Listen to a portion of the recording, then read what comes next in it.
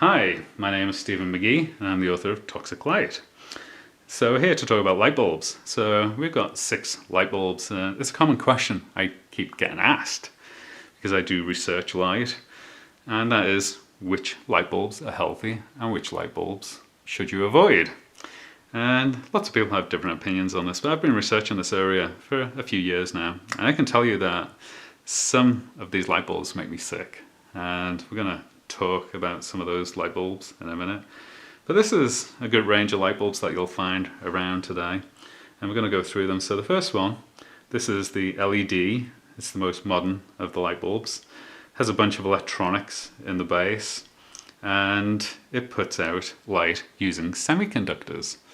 So my advice to people right now is to avoid these. You don't want these products, simply because nobody really understands the long-term exposure risks to these bright, high-powered LED light bulbs. So this is new territory, and if you use these light bulbs, you're actually a guinea pig for the lighting industry, because the lighting industry can't tell you what 30 years of exposure to one of these light bulbs does to the human, because nobody knows.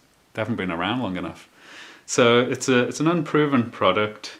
It also has electronics in it. It produces harmonics on your electrical cables, and you may find that your cables start giving off radio waves, and you may get radio wave sickness. And I've actually had radio wave sickness, and it's very unpleasant, particularly when your doctor can't diagnose it. So most doctors can't diagnose radio wave sickness, and these light bulbs can give you it. So you need to be very, very careful around these electronic light bulbs. So moving on to the next light bulb is another electronic light bulb. So again, you've got the same radio wave sickness problems with these light bulbs. And this is the compact fluorescent light, and it's very easily recognizable by its spirals. And those spirals, it's just a gas. It's got mercury in it. You don't want to break them. You break them, you're going to have a mercury spill inside your home. You're going to have to deal with it appropriately. So they're actually quite toxic when you break them. So my advice to people is don't have these compact fluorescent lights, simply because I actually had them in my home, and nobody ever told me that there was a lot of people getting sick around these compact fluorescent lights. And I had them from about 2004 to about 2011. And that period of my life, I was actually quite sick, and I attribute some of that sickness to these strange lights. I actually later tested them for the spectrum emissions, and they have a very spiked spectrum. I actually have videos of that testing on my channel. If you root through my videos, you'll come across them. So yeah, they have a very spiked spectrum of light. It's very unnatural. It doesn't occur in nature. And both of these first 2 light bulbs, if you get the wrong ones, you may end up with a lifetime of insomnia while you're living under them, because they can have too much blue light. And if you've got too much blue light output in your light bulbs, then you are going to get insomnia, and it's going to be continuous. You're not going to be getting any sleep whatsoever. So yeah, they can induce insomnia into you, and I had that for many years, and I attribute some of that insomnia to the lighting products that I had, which were compact fluorescent during that period. So I don't particularly like these new electronic light bulbs, and I don't recommend people to get them. I think this idea that you're saving the planet is just a marketing ploy, and the people behind those ploys are staying quiet about these other problems that these light bulbs have, these modern, untried, untested light bulbs. Nobody really knows what the long-term health consequences are of these light bulbs. Nobody's actually lived under them for 50 or 60 years. So the health problems are still emerging with these first 2 light bulbs. So my advice to you is don't be a guinea pig and avoid these first 2 light bulbs. There's plenty of people reporting problems with them today. So we're going to move on to this one. This is a full spectrum filament light bulb. And what exactly does full spectrum mean?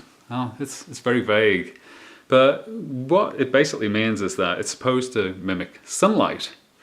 So there's a problem with that for nighttime lighting, in the fact that nighttime there is no sunlight, so you don't want a light bulb that mimics sunlight over nighttime, because it's really going to mess around with your biological systems. You may end up with insomnia from a light bulb that mimics daylight and sunlight. So I don't recommend full spectrum light bulbs for nighttime use, but they probably have a good application in daytime use. And I think if you're going to do daytime lighting, you should investigate these, because these are much better than these. So if you're going to do daytime lighting, the full spectrum filament light bulb may be the way to go. But you certainly don't want it in your nighttime lighting products. So certainly not in your evening home lighting, and certainly not in your bedroom.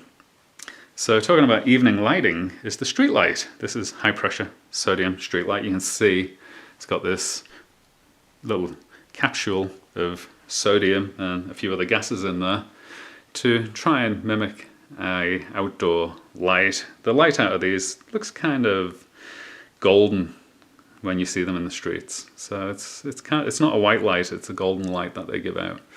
And I've noticed that, you know, people that I know that have died prematurely, when I look at their homes, they live very close to streetlights. And I actually lived, a couple of homes that I've lived in over the years have had streetlights very close to them. And I have to say, I wasn't very healthy in those homes. So I kind of associate streetlights with bad health and also premature death from seeing some of the people that I know die who lived very close to streetlights. So I think there's something very strange going on around streetlights, and you should avoid them. And the toxicity of streetlights is still emerging. They've been around for a long, long time, but you know, nobody really fully understands the biological toxicity of streetlights. And there is one thing that we do know for sure, and that is they have a very unnatural spectrum of light, and they also introduce harmonics onto the electrical system. So they're going to contaminate your electrical system with frequencies, and the light is not very healthy from what I can tell. So I would recommend that you avoid streetlights. And if you live near to streetlights, I actually don't have any streetlights in my area where I live, but if you do and the streetlights are shining in through your windows, I would recommend that you put blackout blinds on those windows. I don't think it's a good idea to have long-term exposure to the spectrum of light coming off streetlights.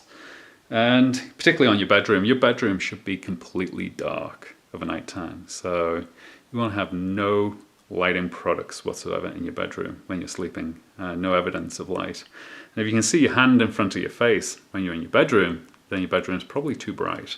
So you should work on making sure that whatever you need to do to get your bedroom completely dark is what you should be doing. So actually sleep very, very well in a very dark bedroom.